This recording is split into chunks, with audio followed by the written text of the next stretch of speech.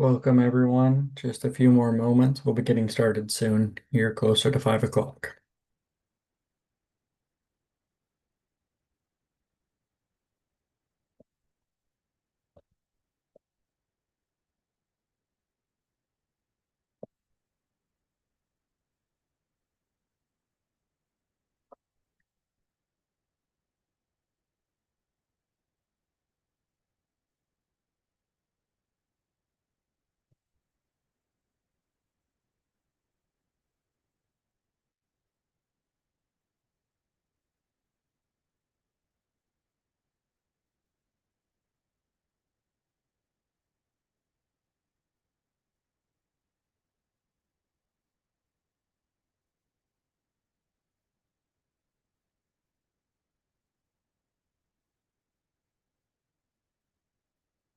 Alrighty, it is now 5 o'clock, so we'll go ahead and get started. Thank you all for coming.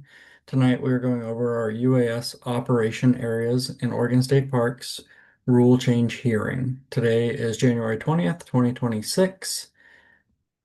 We will jump right into our agenda. So first we'll start off with introductions and then go to a presentation on the proposed rule change, and then will come the time for oral public comment period. To jump into introductions, my name is Robert Ellison. I am a policy advisor with Oregon State Parks and Recreation Department, and I will have my other coworkers introduce themselves. Katie, do you want to go ahead? Sure. Katie Guthier with the Government Relations and Policy team here to help support Robert. Thank you, Joe. And I don't think Joe's moved in Oh, yet. So she's here at the background, but not ready okay, to introduce herself. no Sorry. worries, totally fine. We'll go ahead and move forward. Um, so jumping into the background, just going over kind of how we got here. So 2016, 2017, we started our internal use policy for um, drone use and data storage and was advised by an external stakeholder committee.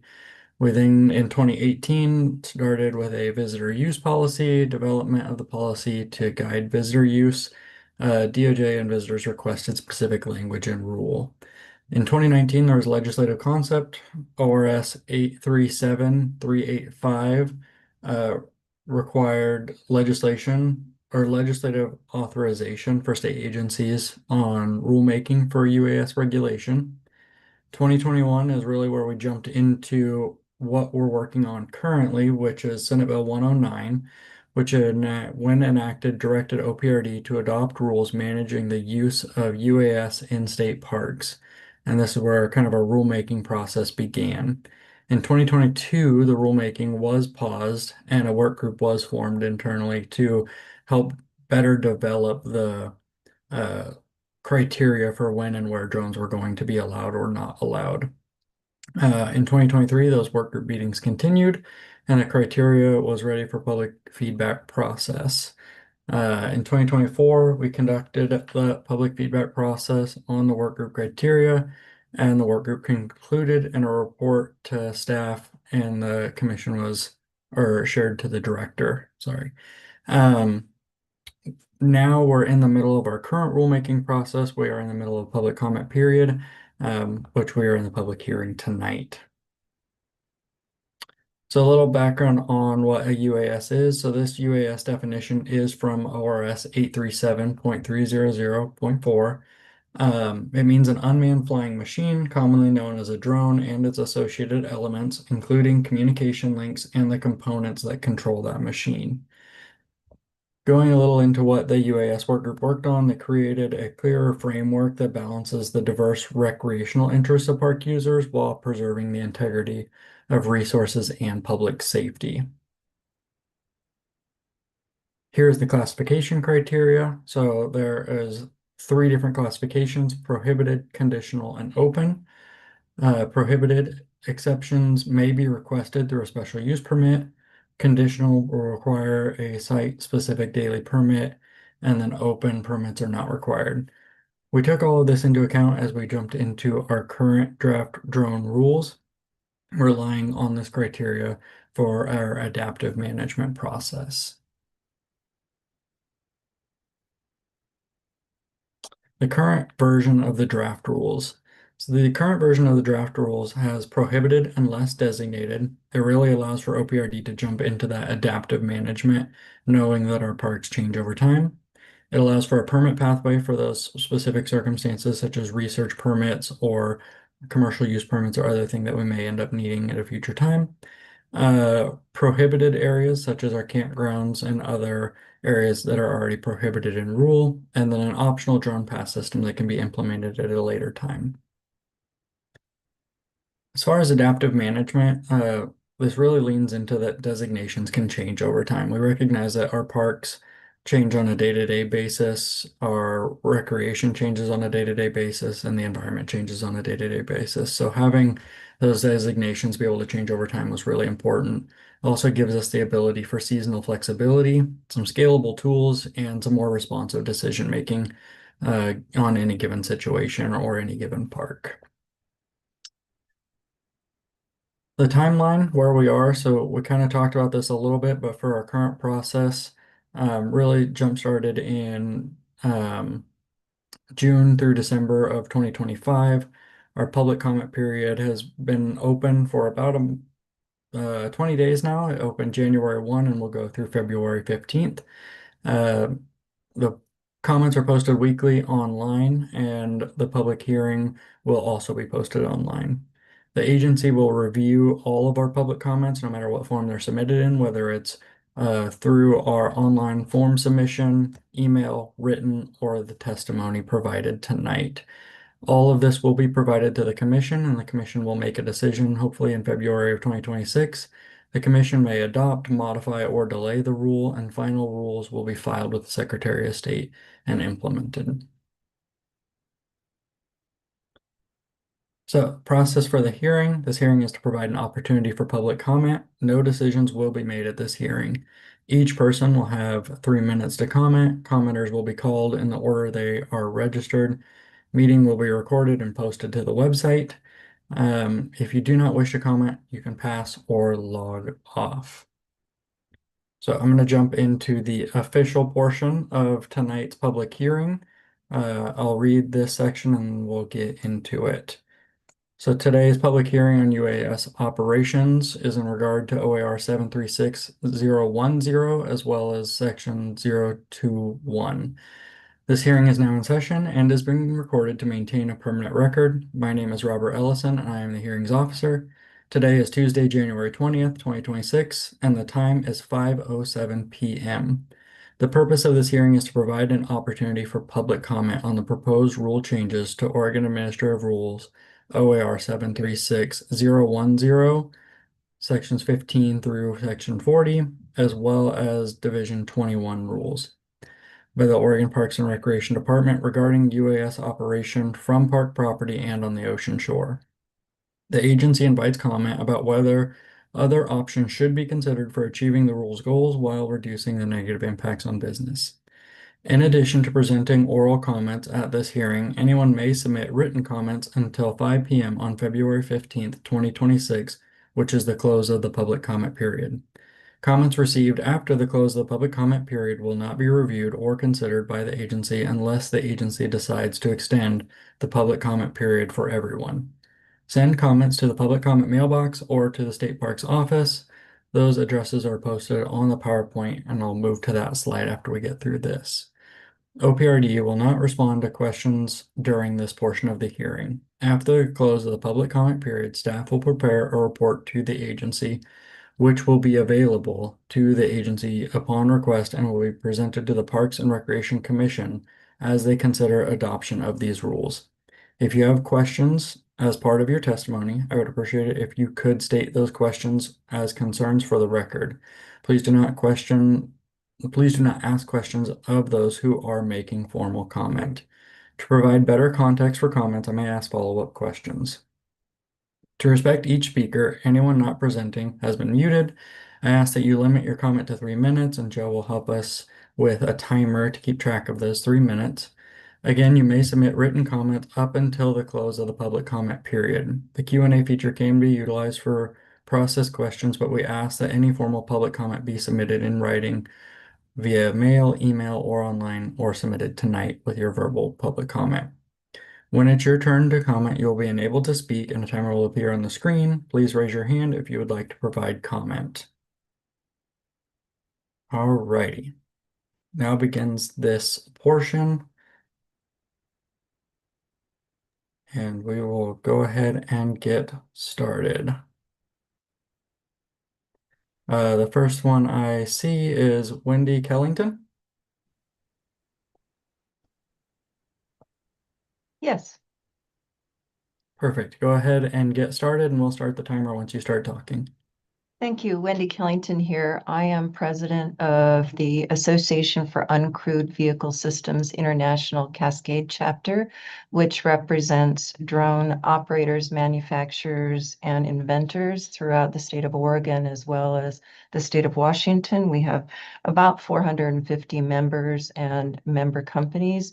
Our members are composed of professionals who are drone operators, photographers, surveyors, environmental consultants, media producers, technology companies, manufacturers, all who operate, including on areas that would be impacted by the rule. The chapter appreciates this opportunity to comment, and we have significant concerns about the rule as written and therefore object to them. One is that the way the rule is written now is that it appears to prohibit flights in the national airspace system above the ocean shore and in parks. And if that wasn't intended, that's not what the rule says, and the language should be changed. But if that is intended, that, of course, is preempted by federal law, both the statute that gave birth to this regulatory rulemaking program, as well as, the statutory ecosystem for regulating drones generally, is limited to regulating the ground-based aspects of drones and not how drones perform in the national airspace system. So purporting to add standards regarding areas where drone operators can fly, as well as standards regarding the circumstances of flight, are preempted by the Federal Aviation Admission and respectfully exceed both the agency's authority under Senate Bill 109, but also under federal law. The rules also start from what we believe is an incorrect and misguided premise that drone operations are to be prohibited on lands that are controlled or owned by OPRD, and we don't understand the basis for that premise. The drones in the state of Oregon are an important technology center, are a technology center that the state of Oregon is trying to grow. And rules like this are exactly the kind of things that kill that important economic engine that brings millions of dollars to the state every year. The rules are also vague, burdensome, and invite arbitrary enforcement. They use vague terms like user conflicts, operational capacity, management objectives. They can be wholly changed on this adaptive management idea where drone operators can plan a mission and then have the rug pulled out from under them at any time regarding where they can fly and the circumstances of their flight. In all, we stand willing to work with OPRD, but the rules as written are not workable. They're not in the state's interest and respectfully are contrary to law. Thank you. Thank you for your comment, Wendy. Next, I have Patrick Junie.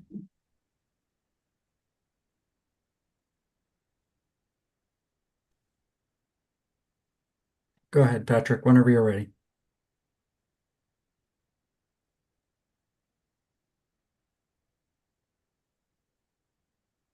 If you are talking, we're unable to hear you, Patrick.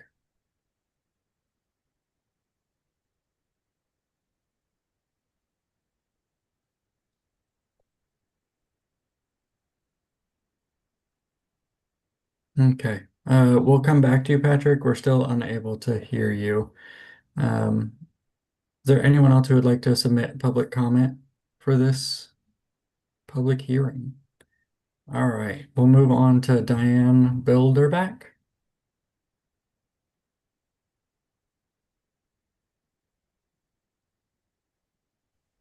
Can you hear me? Yep, we can hear you, Diane. Go ahead. Great. Um, Thank you. My husband and I have been longtime monitors of black oyster catchers, and we have seen the devastation that drones can do.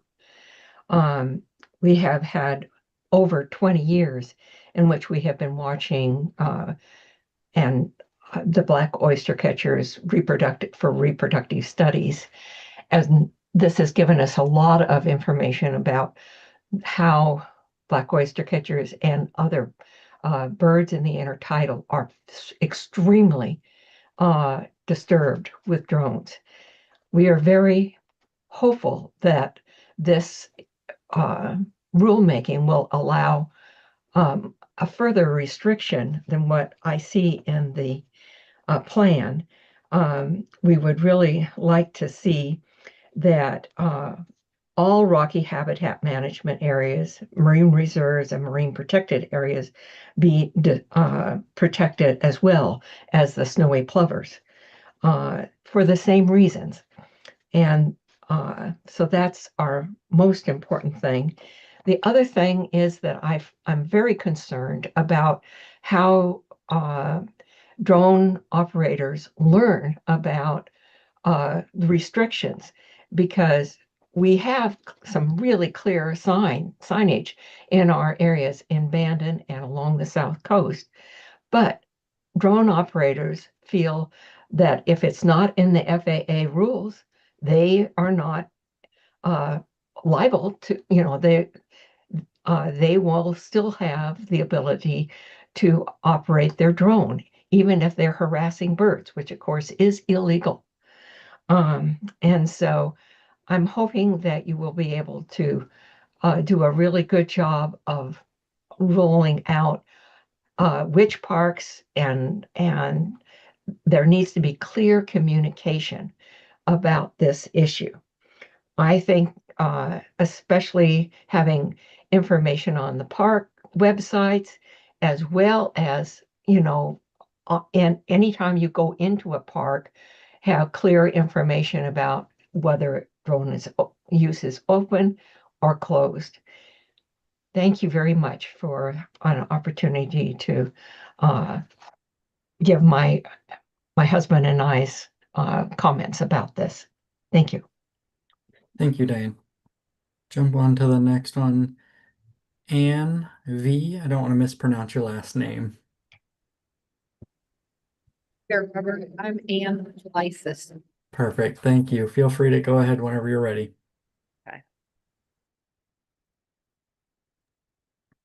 Okay, yes, my name is Ann Lysis. I'm president of the Kalmiopsis Audubon Society, which has more than 400 members on the South Coast who care deeply about the habitat for birds and wildlife, and who cherish the opportunity to hike, enjoy the beautifully peaceful, beautiful natural environments of our coastal state parks and ocean shores.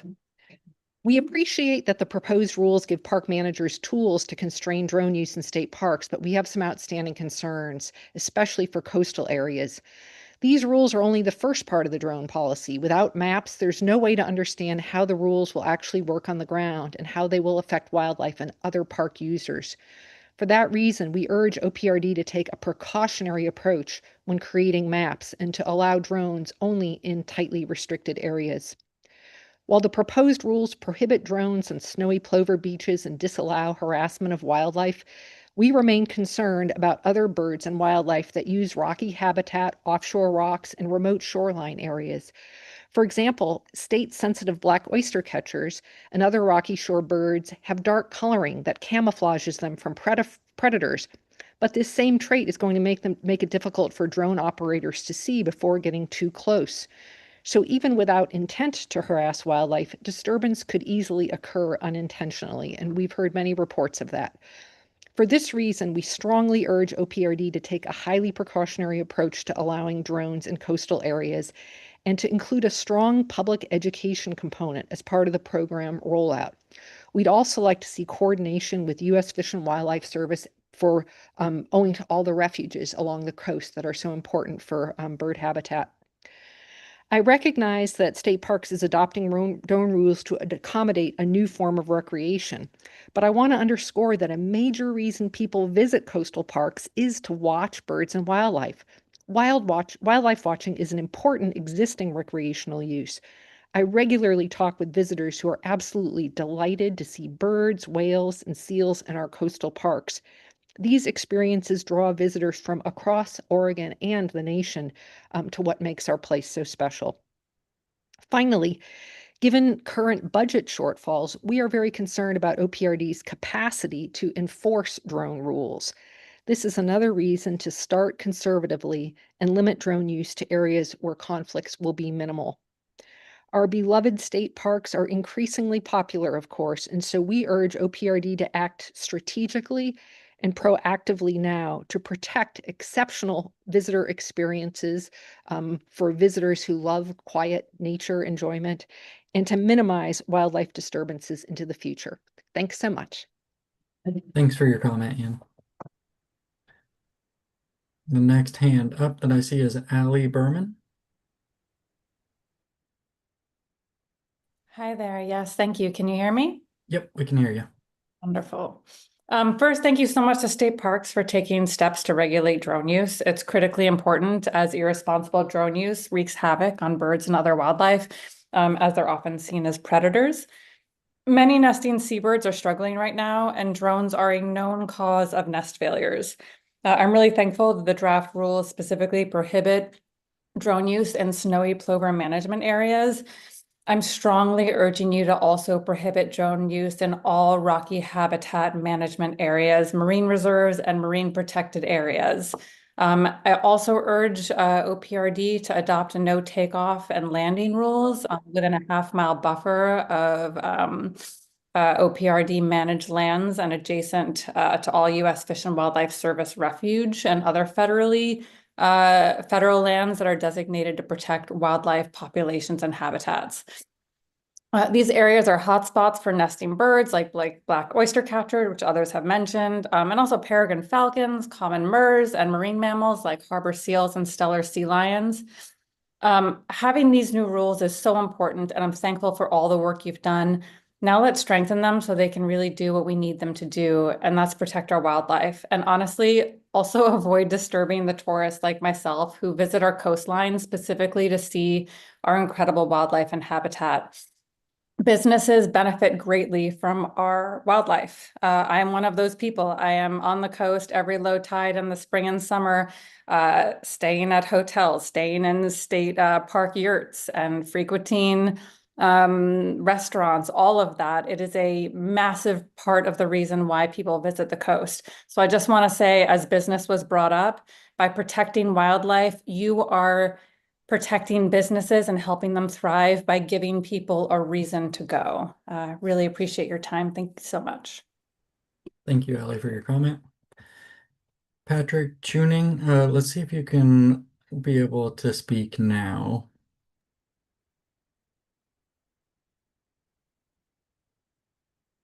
You may need to hit *6 on your phone to unmute your phone.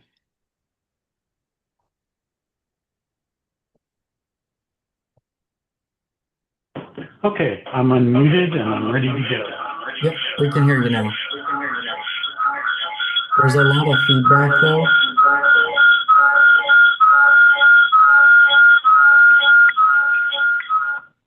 Okay. Okay, perfect. Thank you. All right.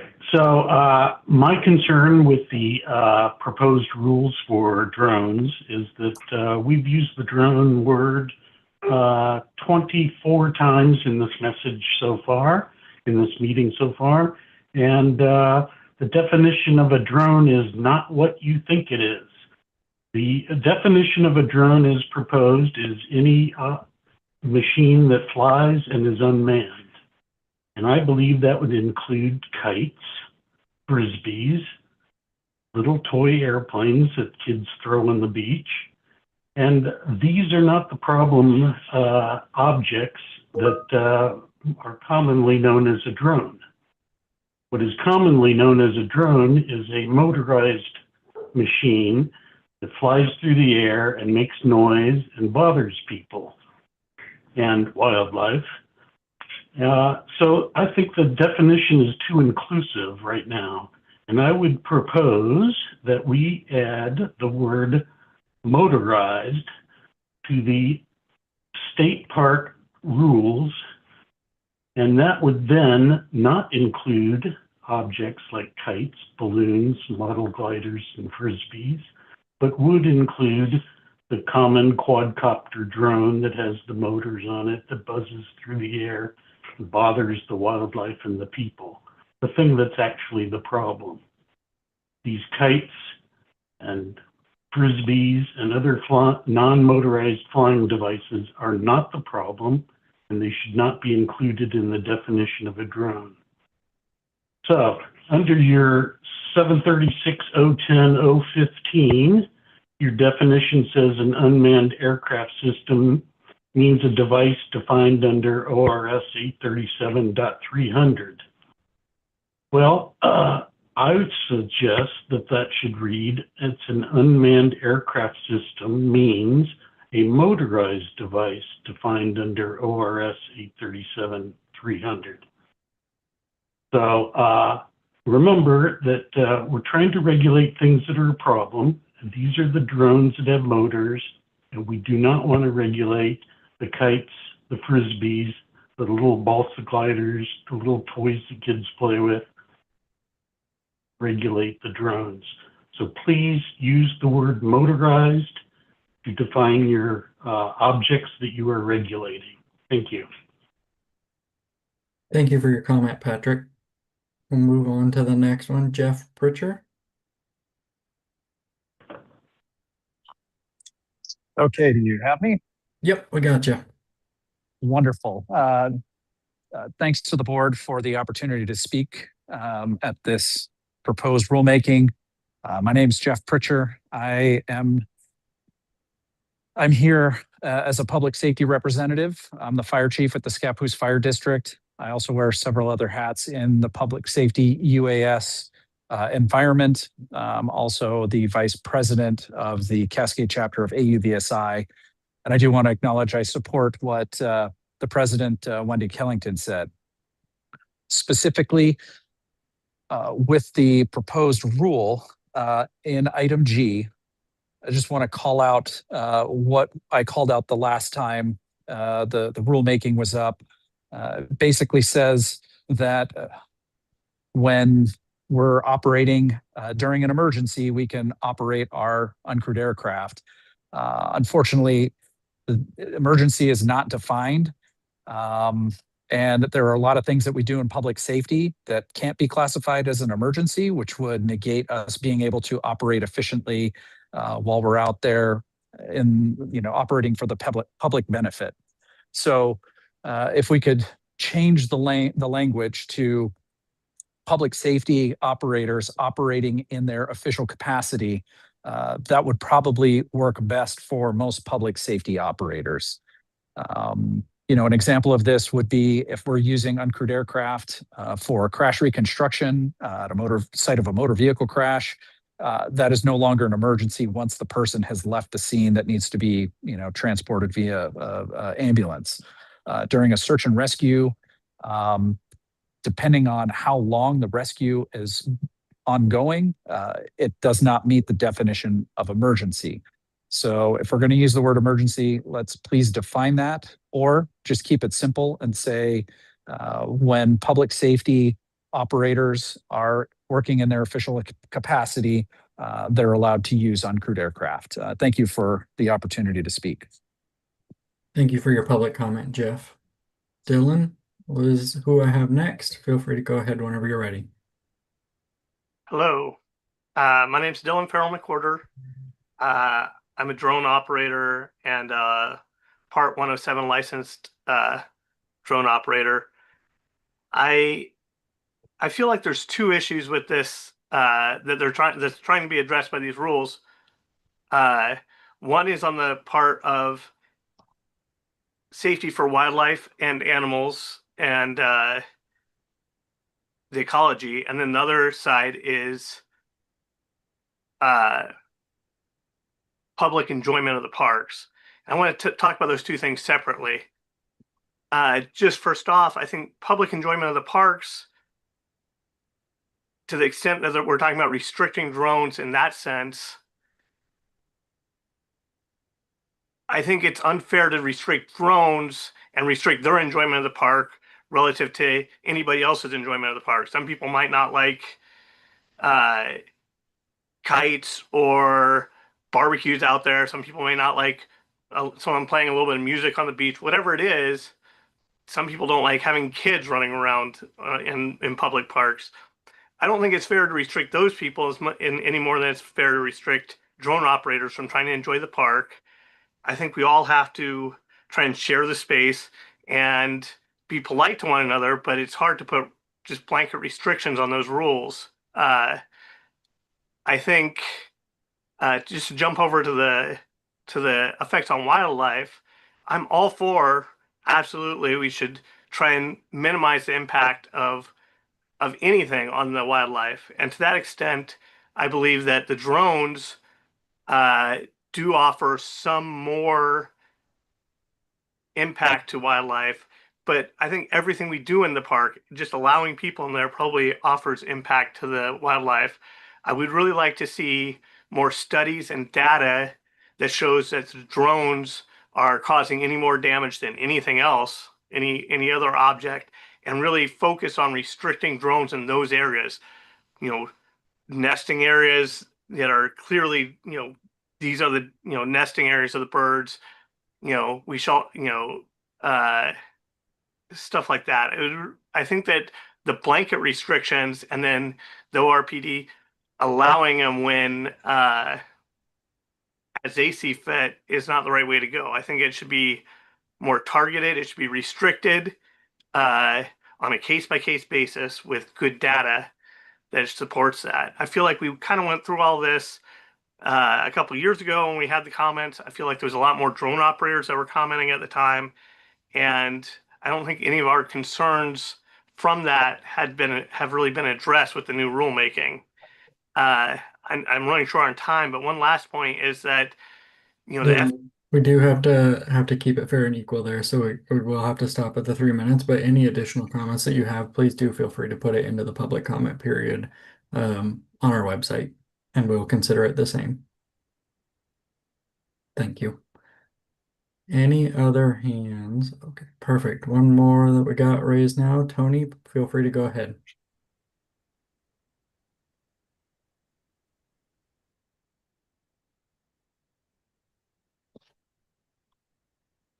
Tony, you will have to unmute.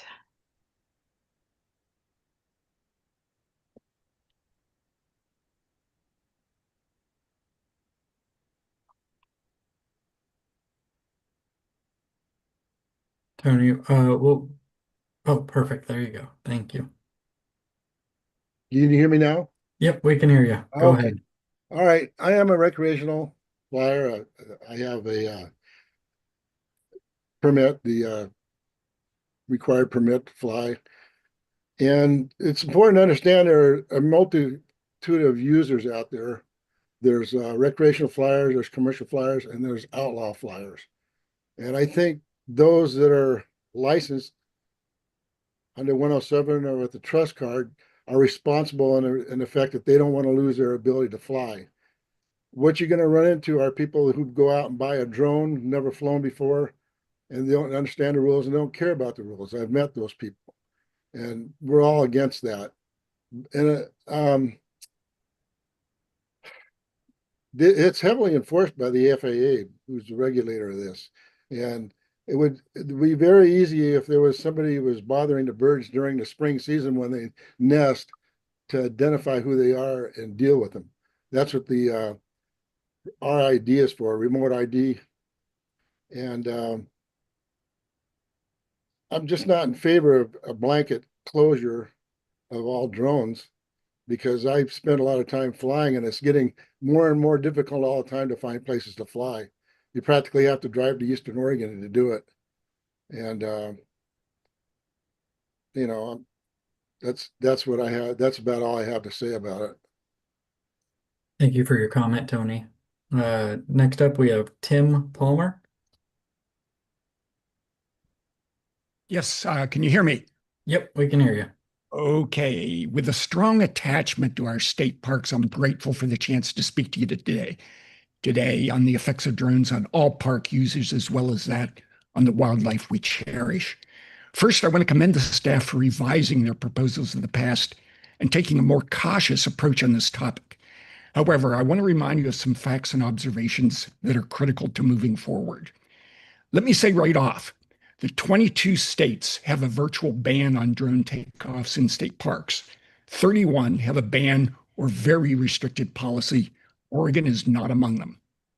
And yet, I think it's fair to say that most park visitors, with 53 million user days a year, hate seeing and hearing drones in the parks and along our beaches, the same way we'd be aggravated to hear those same devices buzzing over our homes. We go to the parks for a peaceful walk in the woods, a view to the sea. Who would welcome the stress that drones cause to wildlife, evident when birds leave their nests unattended at the approach of a drone? In contrast to what's being considered for Oregon, the National Park Service takes seriously its responsibility to protect park resources and visitors. It flatly bans drone use, yet our state parks are just as valuable and appreciated just as much. Few park visitors fly drones, yet their footprint of drones, so to speak, is huge. Unlike other uses, drones make noise across a wide area and fly virtually anywhere in airspace overhead. Except in special cases, approval of drone use could put us all on the path of fighting over our parks and beaches mile by mile, year by year. The problems of drones will divert staff from jobs that they need to do.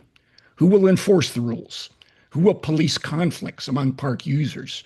What tasks will be neglected in order to administer this unfunded mandate? Drones can be used elsewhere. In fact, most places across Oregon's 63 million acres. State parks account for 2/10 of 1% of the land. Shouldn't this sliver of our natural estate be protected from unnecessary mechanical devices? Oregon state parks have a rich history of respect and heroism by elected officials and citizens standing up to protect the best of Oregon. The work of park professionals of the past deserves a better fate than to be sacrificed to the drone of drones today. We need to rise to the challenge and take seriously the department's mission to provide and protect outstanding resources. I urge you to do this. Otherwise, those of us who have cherished and defended these public lands will end up with the drones degrading one of the finest things about living in Oregon. And that finest thing is the very nature of our state parks. Thank you for your attention this evening. Thank you for your comment, Tim. We'll move on to the next one, John Bissey.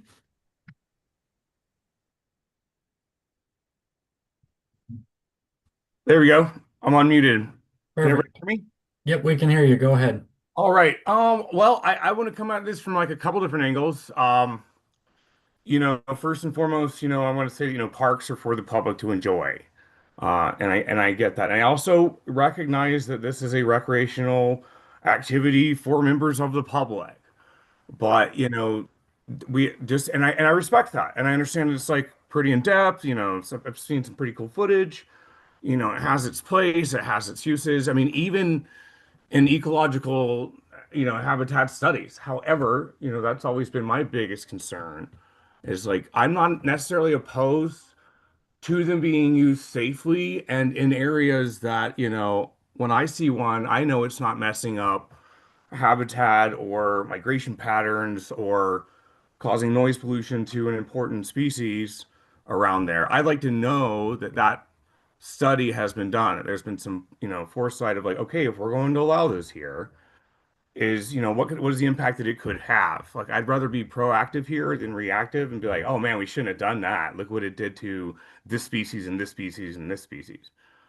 So I do want to be solutions oriented, and I want to say that I do respect, that is it is a valid and very intricate recreational um, activity. But that is also another point. It is very intricate, and often when I see those things flying over my head or over my child's head, I don't ever, sometimes you don't even see who it is doing it.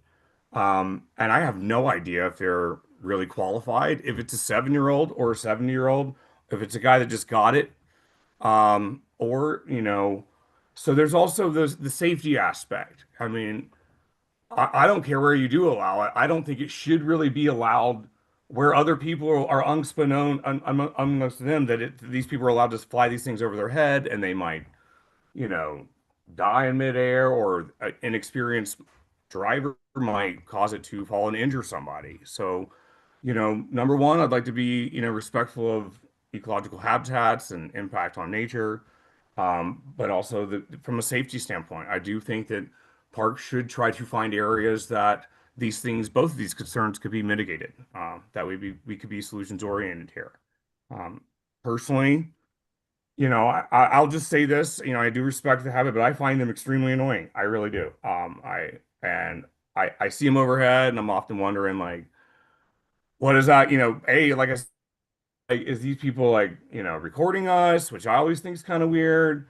And so, I just think that if I know that I'm in an area where drones are allowed, it's not going to astonish me to see a drone above me. But if I don't know if it's loud or it's not allowed, and then I see one, you just always have that heightened sense of anxiety of whether or not this person knows what they're doing, if it's safe to be here, and whatnot. All right, that was Thank kind of you. it. Thank you for your comment, John. Yep, thank you. Any other participants who have not left a oral comment yet who would like to, please raise your hand.